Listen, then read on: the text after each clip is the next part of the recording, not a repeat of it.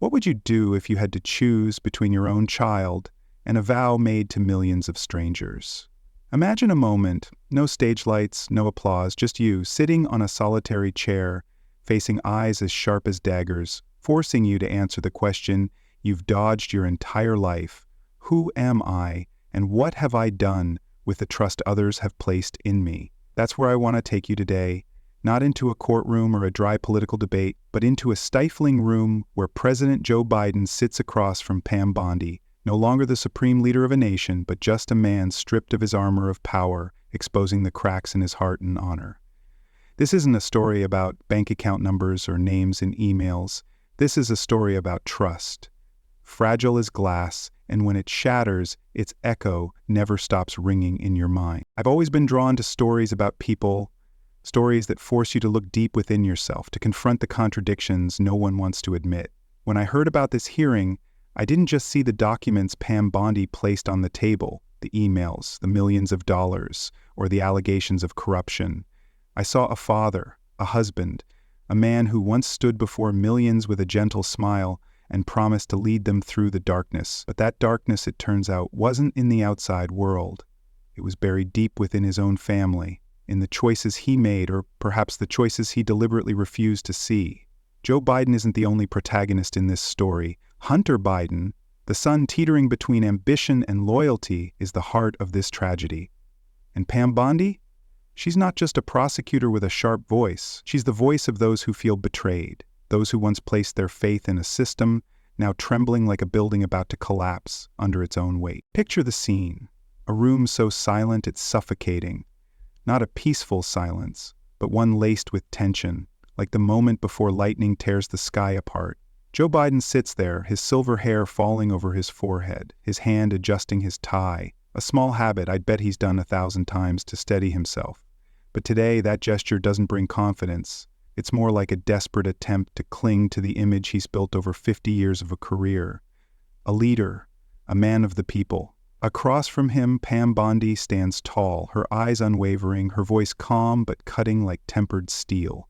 She taps lightly on a stack of files on the table, and with each question, she peels back the layers of protection Biden has used to shield himself and his family.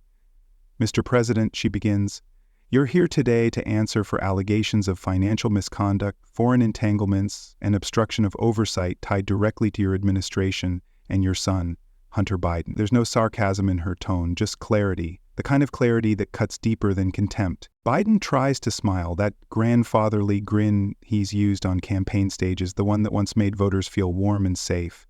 But this time, it doesn't work. I've served this country for over 50 years, he says, his voice steady but betraying a faint tremble. I have nothing to hide. I wonder if he truly believes that, or if it's just a line he's rehearsed so long it's become instinct. Bondi doesn't flinch. Good, she replies, and then she opens the file, posing a question that makes the whole room lean forward. Then let's start with the Office of Global Partnership Initiatives in 2021. That division approved a $12 million grant to a nonprofit in Ukraine, co-founded by your son's business partner.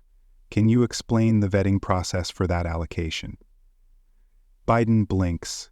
A small gesture, but enough for me to see he's searching for an escape. That wasn't under my direct authority, he answers, as if those words could erase all doubt. But Bondi doesn't stop. She pulls up an email from his chief of staff, sent 3 days before the grant was approved. The president agrees. Proceed with the GP initiative. We want Hunter's team to feel supported. As the screen behind her lights up with that document, I feel a chill run down my spine. This isn't just about money. It's about loyalty, about how a father might bend an entire system to protect his son. As a mother, I understand that feeling, the fierce desire to shield your children no matter the cost. But when you're the president, that cost isn't yours alone. It belongs to the millions who trusted you, voted for you, hoped you'd put them above all else. I'm not here to say Joe Biden is guilty or innocent. That's not the point of this story. I'm here to talk about humanity, about the contradictions we carry in our hearts. Power isn't just a privilege, it's a burden, forcing you to make choices no one wants to face. The Biden family, with all its complexity, is like a mirror reflecting what we fear most. That loyalty can become a sin when it crosses ethical lines. Pam Bondi, with her resolve, isn't just asking questions, she's the symbol of a truth buried too long, a voice demanding that no one, no matter how powerful, stands above the law. But I also wonder, are we too hard on Biden? Or have we been too lenient with the system that enabled him? As Bondi asks her questions, as Biden responds with evasions, I don't just see a man on trial, I see all of us. Those who've justified the mistakes of loved ones, who've hoped love could erase consequences. This isn't just Joe Biden's story, it's a story about trust, about how it can be warped by power, and about the wounds it leaves when betrayed. What do you think? When you look at Biden, a father, a leader, a human, what do you see? A betrayer, or just a man caught between love and duty? Join me as we dive deeper into this story, because it's only just beginning. The room still echoes with the heavy silence from Pam Bondi's last question, as if the air has been drained of oxygen, leaving only tense stares and cautious breaths. I've brought you into that moment where Joe Biden sits, adjusting his tie like a final shield, facing accusations sharp as daggers from a woman unflinched by his power. But the story doesn't end with numbers or emails. It lives in the people of a heart desiring to be free. In the heart, it lives in the heart. In the unsteady steps of a son, and in the unwavering gaze of a woman determined to uncover the truth, no matter the cost. Join me as we go deeper, not just to see what happened, but to feel what lies beneath the surface, the contradictions, the pain, and the choices that make your heart race when you think of them. Imagine Joe Biden in that moment, not as the president surrounded by advisors, but as a lone man, his silver hair under the harsh lights of the hearing room. I look at him and see a smile, the gentle one he used to soothe crowds, to make them feel he was theirs. But today, that smile doesn't reach his eyes. It trembles, like a mask about to shatter. When Bondi asks about the $12 million grant to the nonprofit in Ukraine, he replies, "That wasn't under my direct authority." His voice is calm, but I hear a small crack, a slight hesitation he can't hide. He adjusts his tie again, and I wonder, is it helplessness or evasion? As a father who once stood before millions promising hope, he must be used to controlling the narrative. But today, the narrative isn't his anymore. It belongs to Hunter, the son he's always protected, and to himself, the father now forced to look in the mirror and face the question, what have I done? Hunter Biden isn't in that room, but his shadow is everywhere, in every email, every transaction, every suspicious glance aimed at his father.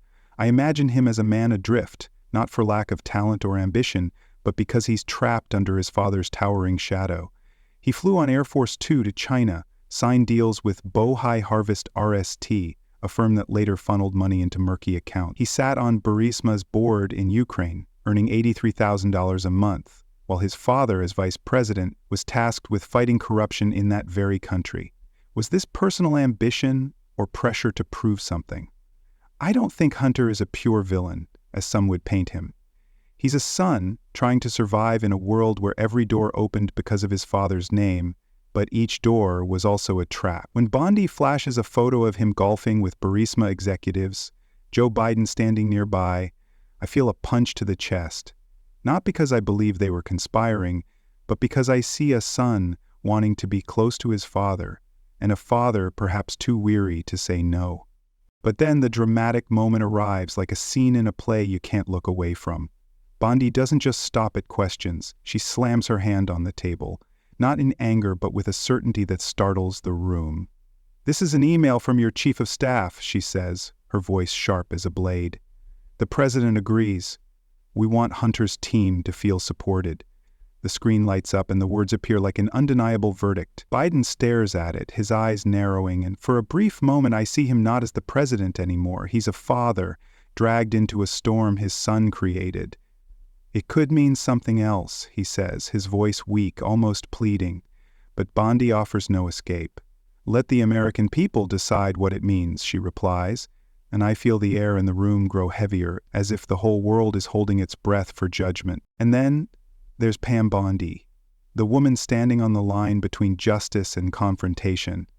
I picture her with a straight posture, her eyes never leaving Biden for a second, like a warrior stepping into a battle she knows she can't lose. She doesn't shout, she doesn't need to. Her voice, calm, sharp, unrelenting, is enough to make the room tremble. When she asks Biden about pressuring Ukraine to fire the prosecutor investigating Burisma, the company paying Hunter, I see her as more than a prosecutor. She's the voice of the forgotten, those who believed power would protect them, not betray them.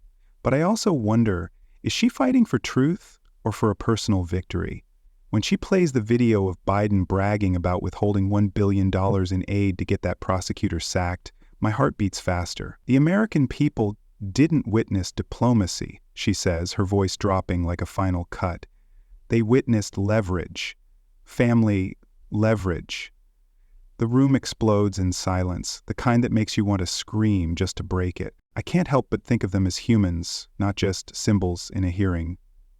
Biden, a father who perhaps knew too much but stayed silent out of love, or because he couldn't face the truth. Hunter, a son, not a villain, but a victim of the powerful family system he was born into.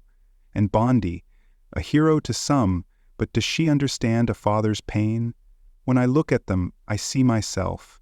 The times I hoped love could fix everything, but when you're the president, when you're his son, or when you're the one standing against them, every choice comes with a price. This story isn't just about them, it's about us. How we face loyalty, betrayal, and the moments that force us to choose between love and duty.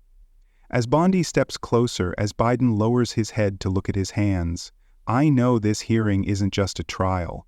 It's a mirror, reflecting the cracks in all our hearts. Where do you stand in this story, with the father, the son, or the woman demanding truth?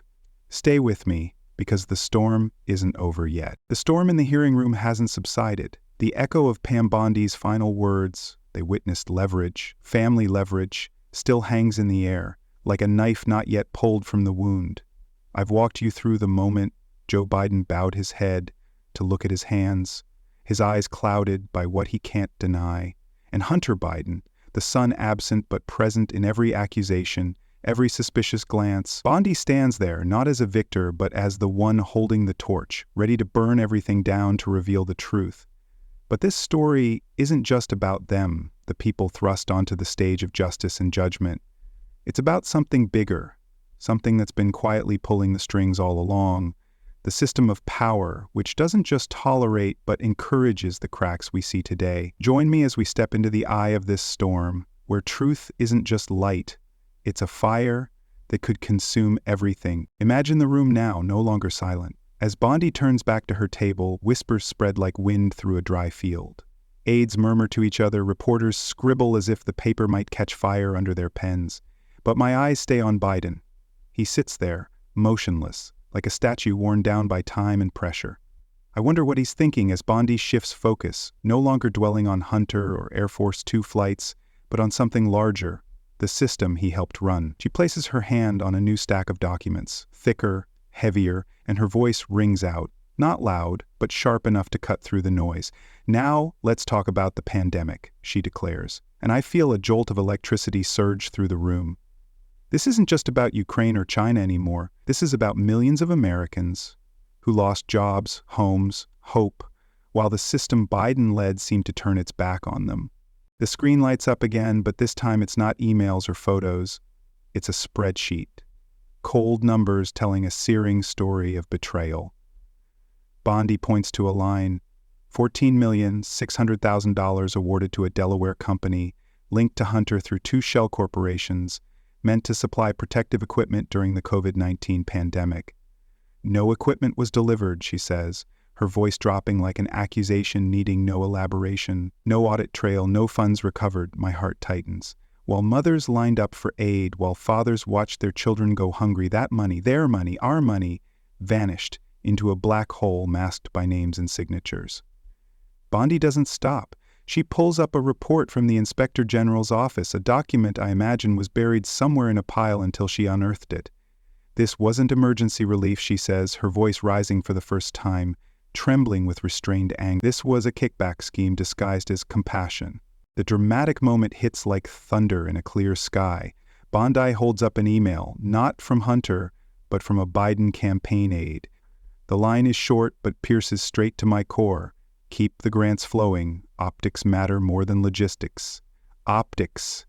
I repeat the word in my head, feeling it like a cold stone sliding down my throat. While Americans begged for masks, ventilators, or just a shred of hope, this system, the one Biden headed, turned a pandemic into an opportunity to buy loyalty, to polish an image, to hide the cracks. Biden finally speaks, his voice hoarse like a man who's run through a desert. This was a global pandemic, he says. Mistakes happened at every level of government. But Bondi turns on him, swift as a predator, her eyes locking onto his. Mistakes? She asks, her voice dropping to a deadly whisper. Or deliberate profiteering? The room erupts, not in shouts, but in a silence heavier than any sound I've ever heard. I look at Biden and wonder, did he know? When he signed those bills, when he stood before the nation speaking of unity, did he know his family, not just Hunter, but the system around him, was siphoning off what belonged to the people? Bondi isn't just targeting him. She's aiming at something bigger, a system that favors the powerful, where justice is a luxury only the poor have to face. She pulls up a chart, a blazing red web of arrows connecting companies to campaign funds, then back to federal grants. Each node is a name, a Biden relative, a donor, a close ally. This isn't a glitch in the system, she says, her voice firm as a nail driven into wood. This is the system, corruption legalized under the guise of emergency. I can't help but think of the people out there, the ones not in this room, but the real victims. While they struggled to pay rent, to buy milk for their kids, this system handed millions to non-existent companies, to nonprofits that were mere shells.